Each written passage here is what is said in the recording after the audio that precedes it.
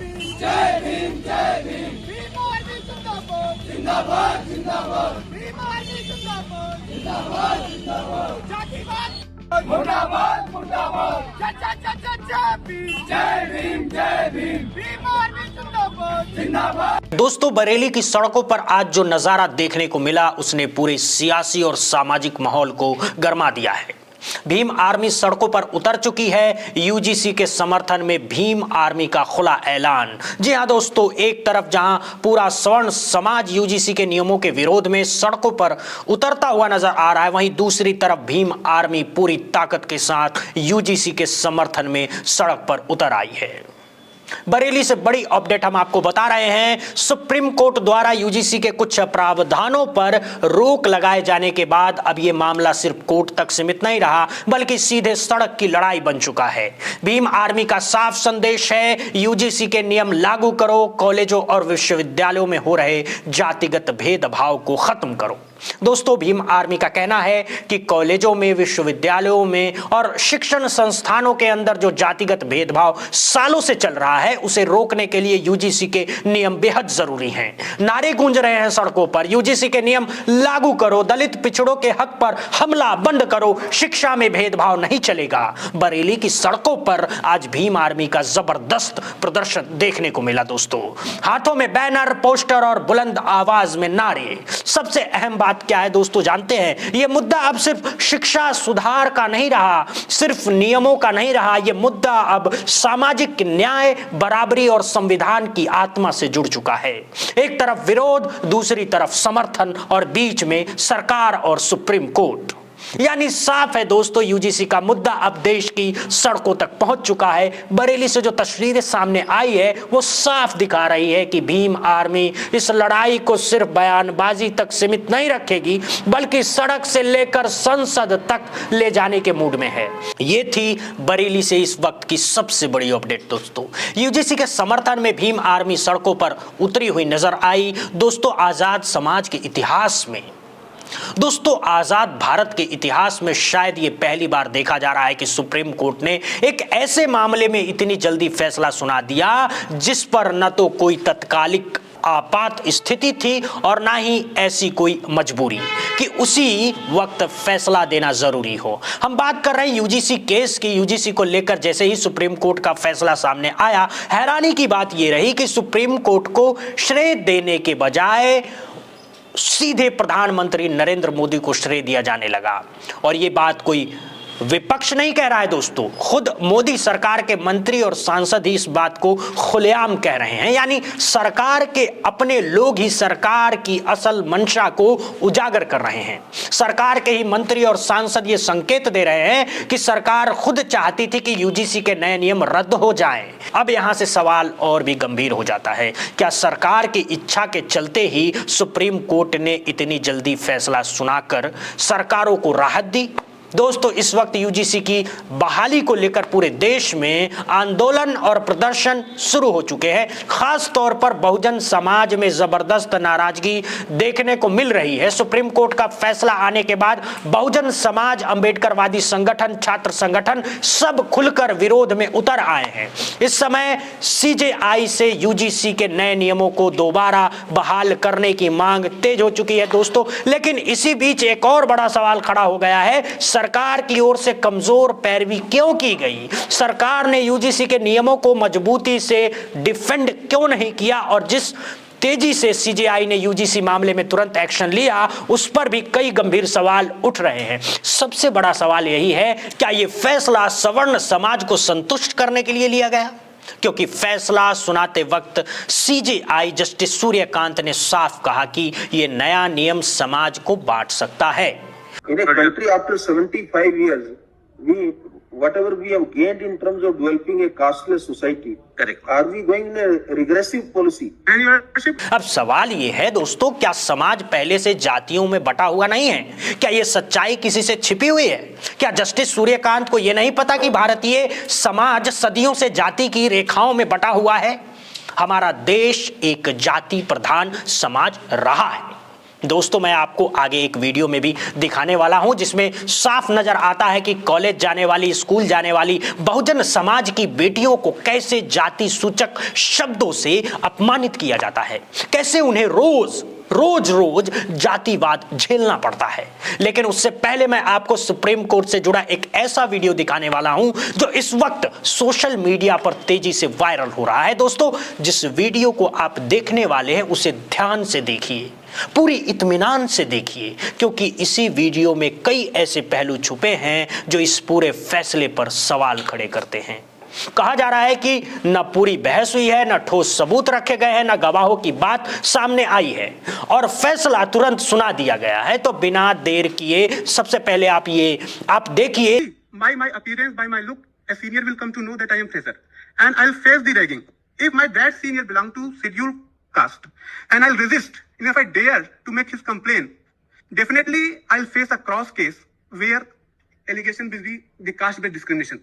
The very regulation which this 2020, which is effective from 15 January 2020. Just a minute, please. Whether your complaint of ragging will be entertained under this provision? Your Worship, no, I have no remedy. I am helpless because in this regulation, ragging is not defined. Your Worship. They have not even defined ragging. Used to be there under the old regulation. But in old, but in new, they have not covered ragging, Your Worship. This is the problem. UGC case को लेकर supreme court में जो सुनवाई चल रही थी उसका जो वीडियो सामने आया है, इस वीडियो में जस्टिस सूर्यकांत और जस्टिस जयमाला बागची बेंच पर नजर आते हैं। वही जो वकील दलीलें दे रहे हैं उनका नाम बताया जा रहा है मृत्युंजय तिवारी। अब इसी वीडियो को लेकर बहुजन समाज में जबरदस्त गुस्सा है। लोग कह रहे हैं कि एक काल्पनिक कहानी गढ़ी गई, जज से कहा गया न्याय दीजिए और उसी कहानी के आधार पर फैसला सुना दिया गया। लोग ये भी कह रहे हैं कि रोहित वेमुला, पायल तड़वी जैसी घटनाएं हकीकत थी लेकिन उन्हें नजरअंदाज कर दिया गया। सोशल मीडिया पर लोग लिख रहे हैं ना तथ्य, ना सबूत, ना गवाह, फिर भी फैसला सुना दिया गया। और इसी को लेकर बहुजन और अंबेडकरवादी तबके में भारी आक्रोश देखने को मिल रहा है। इन प्रतिक्रियाओं को देखकर आप खुद अंदाजा लगा सकते हैं कि इस फैसले से बहुजन समाज कितना आहत और नाराज है। वहीं दोस्तों, अब जो खबरें निकलकर सामने आ रही है वो इस पूरे मामले को और ज्यादा गंभीर बना देती है। कहा जा रहा है कि सरकार की तरफ से जो वकील थे उन्होंने जोरदार पैरवी ही नहीं की। अगर सरकार सच में चाहती तो सुप्रीम कोर्ट का फैसला शायद ऐसा नहीं आता जैसा आया है। सूत्रों के मुताबिक जो सरकारी वकील थे, जो सॉलिसिटर जनरल थे, उन्होंने यूजीसी केस में न कोई मजबूत तर्क रखा, न कोई स्ट्रॉन्ग दलील दी, यानी सरकार की तरफ से ढंग से पैरवी नहीं की गई। अब सवाल उठता है, क्या ये लापरवाही थी या फिर ये सब जानबूझकर किया गया था? कहा जा रहा है कि यूजीसी के नए नियमों को लेकर सरकार की जबरदस्त फजीहत हो रही थी। खास तौर पर सवर्ण समाज सरकार के निशाने पर आ गया था। सरकार बैक फुट पर चली गई थी और इसी वजह से सरकार खुद नहीं चाहती थी कि सुप्रीम कोर्ट में इस मामले पर स्ट्रॉन्ग पैरवी हो। इसी पूरे मामले को लेकर सुप्रीम कोर्ट को कवर करने वाले वरिष्ठ पत्रकार प्रभाकर कुमार ने एक बड़ा खुलासा किया है। बताया जा रहा है कि प्रभाकर कुमार खुद उस वक्त सुप्रीम कोर्ट में मौजूद थे। सुनवाई के दौरान उन्होंने सब कुछ अपनी आंखों से देखा और उन्होंने इस पूरे घटनाक्रम को लेकर आंखों देखा हाल सामने रखा। यूजीसी रेगुलेशन के मामले में आज जब सुप्रीम कोर्ट में सुनवाई हो रही थी तो एक बात मैंने नोटिस किया कि आमतौर पर किसी कानून, किसी सर्कुलर, किसी नोटिफिकेशन के खिलाफ कोई याचिका आती है तो सरकार उसका विरोध करती है, उस याचिका का विरोध करती है। सरकार उस कानून को, उस सर्कुलर को, उस नोटिफिकेशन को डिफेंड करती है। सरकार की तरफ से कहा जाता है कि ये याचिका गैर जरूरी है, ये याचिका सुनवाई के योग्य नहीं है, तमाम बातें की जाती हैं और विरोध किया जाता है कि हर हाल में, और उस कानून, उस सर्कुलर, उस नोटिफिकेशन को डिफेंड किया जाता है। लेकिन आज ऐसा कुछ दिखा नहीं। एक बात और कि सामान्यतया किसी सर्कुलर, किसी नोटिफिकेशन, किसी कानून पर रोक की जब मांग की जाती है तो सरकार ये कहकर उसका विरोध करती है कि जब तक इस पर सुनवाई नहीं हो जाती, विस्तृत सुनवाई नहीं हो जाती, दोनों पक्ष को सुन नहीं लिया जाता, सरकार के पक्ष को सुन नहीं लिया जाता, तब तक अदालत को इस पर रोक नहीं लगानी चाहिए। इस मामले में नोटिफिकेशन पर सुप्रीम कोर्ट ने रोक लगा दिया, सरकार की तरफ से कोई विरोध नहीं हुआ। और ऐसा नहीं था कि सरकार की तरफ से कोई था नहीं। सॉलिसिटर जनरल ऑफ इंडिया, जो कि अटॉर्नी जनरल के बाद से दूसरे सबसे बड़े विधि अधिकारी होते हैं सरकार के, वो खुद थे वहां पर। उन्होंने कोई विरोध नहीं किया, कोई विरोध नहीं जताया। तो एक बात समझ में आती है, वो ये कि शायद सरकार के वकील यानी सॉलिसिटर जनरल ऑफ इंडिया को सरकार की तरफ से ये संदेश होगा कि भाई साहब, आप अपनी तरफ से कुछ मत बोलिएगा, कोर्ट जो करेगी उसे करने दीजिएगा। क्योंकि इतना बवाल मचा है। अगर आप कुछ बोलेंगे, मैसेज आएगा कि सरकार इस कानून, इस सर्कुलर को डिफेंड कर रही है, तो और बवाल मचेगा। और इसलिए सॉलिसिटर जनरल ने इस पर न बोलना बेहतर समझा होगा, और इसीलिए सुप्रीम कोर्ट ने टिप्पणी की। सुप्रीम कोर्ट ने बिना विस्तृत सुनवाई के, बिना सरकार के, बिना यूजीसी के पक्ष को सुने इस पर प्रभाकर कुमार के मुताबिक सरकार ने इस पूरे केस में बेहद ढुलमुला रवैया अपनाया, कहीं भी मजबूती से अपनी बात नहीं रखी। नतीजा ये हुआ कि सरकार की किरकिरी हुई, मामला सुप्रीम कोर्ट पहुंचा और फिर ऐसा फैसला आ गया। और अब कहा जा रहा है कि सरकार इस फैसले से अंदर खाने बेहद खुश है। अब यहाँ सबसे बड़ा सवाल खड़ा होता है, अगर सॉलिसिटर जनरल या सरकारी वकील पूरे दम खम के साथ पैरवी करते तो क्या फैसला कुछ और हो सकता था। इसी बीच मोदी सरकार के मंत्री और सांसद खुद जिस तरह से बयान दे रहे हैं वो सरकार की मंशा पर और सवाल खड़े कर रहे हैं। अब दोस्तों आपको एक नाम बताता हूं, निशिकांत दुबे। आप इन्हें पहचानते होंगे, बीजेपी के सांसद हैं और अक्सर अपने बयानों को लेकर चर्चा में रहते हैं। सुप्रीम कोर्ट का फैसला आने के बाद निशिकांत दुबे ने जो कहा उसने खास तौर पर बहुजन समाज को चौंका दिया है। उन्होंने कहा, मुझे ये फैसला पहले से मालूम था। अब सवाल सीधे है दोस्तों, निशिकांत दुबे को पहले से कैसे पता चला था? क्या उनकी बात सॉलिसिटर जनरल या सरकारी वकीलों से हुई थी? क्या सरकार को पहले से मालूम था कि फैसला ऐसा ही आएगा? क्या सरकार ये मान चुकी थी कि यूजीसी के नए नियम उसके लिए गले की फांस बन चुके हैं और इसीलिए सुप्रीम कोर्ट के फैसले ने सरकार को एक तरफ से बचा लिया है? और दोस्तों सिर्फ निशिकांत दुबे ही नहीं, मोदी सरकार के मंत्री गिरिराज सिंह ने तो इससे भी आगे बढ़कर बयान दे दिया है। सुप्रीम कोर्ट का फैसला आने के बाद गिरिराज सिंह ने प्रधानमंत्री नरेंद्र मोदी और गृह मंत्री अमित शाह का खुलेआम धन्यवाद किया है। उन्होंने आभार जताया और इस फैसले का पूरा श्रेय मोदी शाह को दे दिया है। गिरिराज सिंह ने एक्स पर लिखा कि यूजीसी नियम पर माननीय सर्वोच्च न्यायालय द्वारा रोक से देश के विद्यार्थियों, शिक्षकों और शैक्षणिक संस्थानों को बड़ी राहत मिली है। अब दोस्तों यही बयान सरकार की भूमिका पर, सुप्रीम कोर्ट के फैसले पर और पूरे यूजीसी मामले पर सबसे बड़ा सवाल खड़े करता है, क्योंकि जब मंत्री खुद फैसले का श्रेय सरकार को देने लगे तो शक और गहरा हो जाता है। और इसी वजह से बहुजन समाज, अंबेडकरवादी संगठन, छात्र समुदाय इस पूरे फैसले को लेकर खुलेआम सवाल उठा रहा है। दोस्तों सरकार की पहचान हमेशा से बताई जाती है सबका साथ, सबका विकास, एकता के साथ न्याय और संवैधानिक मूल्यों की दृढ़ रक्षा। लेकिन जैसे ही मोदी सरकार के मंत्री गिरिराज सिंह ने एक्स पर यह पोस्ट किया और सरकार का आभार जताया, उसके बाद एक्स प्लेटफॉर्म को खुद इसमें सुधार करना पड़ा। एक्स ने साफ किया है कि यह फैसला सरकार ने नहीं दिया है, यूजीसी के नए नियमों पर रोक सुप्रीम कोर्ट ने लगाई है। इसके बावजूद मोदी सरकार के मंत्री और सांसद लगातार इस फैसले का श्रेय सरकार को देते हुए नजर आ रहे हैं। और यहीं से एक बहुत बड़ा सवाल खड़ा हो जाता है, क्या सरकार सच में यही चाहती थी?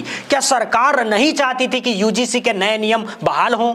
क्योंकि चर्चा यह है कि यूजीसी के नए नियमों को लेकर खास तौर से सवर्ण समाज सरकार के खिलाफ खुलकर उतर आया था और सरकार का जो परंपरागत वोटर माना जाता है वो भी इस मुद्दे पर नाराज दिख रहा था। इसी वजह से कई लोग ये कह रहे हैं कि सरकार खुद बैकफुट पर आ गई थी और यूजीसी के नए नियम सरकार के लिए राजनीतिक नुकसान का कारण बनते जा रहे थे। अब दोस्तों जो लोग ये कहते हैं कि स्कूलों में जातिवाद नहीं है, कॉलेजों में जातिवाद नहीं है, खास तौर से सीजीआई जस्टिस सूर्यकांत की उस टिप्पणी का हवाला देते हैं जिसमें उन्होंने कहा था, अब हम उस दौर में वापस नहीं जाना चाहते जहां समाज में ज्यादातर जातिवाद था। हम आगे बढ़ना चाहते हैं। ये नया नियम समाज को जातियों में बांट सकता है। लेकिन सवाल यही है दोस्तों, क्या जातिवाद खत्म हो चुका है? क्या हकीकत वाकई वही है जो कहा जा रहा है? जो लोग ये मानते हैं कि जातिवाद अब मौजूद नहीं है, उन्हें ये वीडियो ज़रूर देखना चाहिए। इस वीडियो में स्कूल और कॉलेज जाने वाली बेटियां खुद बता रही हैं कि उनके साथ किस तरह का जातिवाद होता है, किस तरह उन्हें अपमान और भेदभाव झेलना पड़ता है। अभी मतलब फिर वीडियो में दिखता है ना, तो उसको पुलिस वाले टारगेट करते हैं, इसलिए सभी बोलेंगे। कोई बात नहीं बेटा, टारगेट नहीं होगा कोई बच्चा।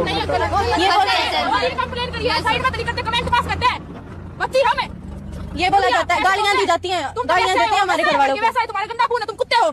हम कुत्ते हैं। हम कुत्ते हैं क्या? कौन बोलता है ये शब्द आपको? मैनेजमेंट, कॉलेज वाले, मैनेजमेंट। ऐसे बेटा मैं यही बात सुनो बेटा यही बात कर रहा था। मैं एक बच्चा बोल लगा ये बोल रहे थे तो सारे एकदम बोल करते बेटा पूरी बात सुनाई नहीं देती। जब बेटा मैंने कह दिया बेटा आप में से को बोलना चाहो मुझे बोलो मुझे कोई एतराज नहीं है। एक बच्चे छाड़ दो तुमसे बोल रहा था तू बोल बोल इधर आ जा। 3 साल हो गए हमारे जूनियर, 2 साल 1 साल।